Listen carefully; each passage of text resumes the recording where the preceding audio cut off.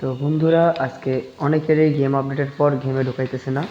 তো আপনাদের করণীয় হচ্ছে, আপনারা দেখুন এই সমস্যাটি অনেকে দেখা দিচ্ছে। এই দেখুন, এই যে গেমের ভিতরে গেছে কিন্তু এখানে আপনার ডাটা অন আছে, তাও আপনার এই গেমে নিচ্ছে না। তো দেখুন কি করা যায়। এখান থেকে বের হন। বের হয়ে আপনি সব কিছু রিফ্রেশ করুন। রিফ্রেশ করে তারপর আপনি গেমে যান। গেমটা চাপ দিয়ে ধরুন, তারপর আসবে অ্যাপ ইনফরমেশন, ওটাতে ঢুকবেন। ওটাতে ঢোকার পর আপনার কিছু ইন্টারফেস আসবে, তারপর আপনি ফোর্স স্টপ এটাতে ক্লিক করবেন। হ্যাঁ, এটাতে ক্লিক করুন, ওকে টিপবেন।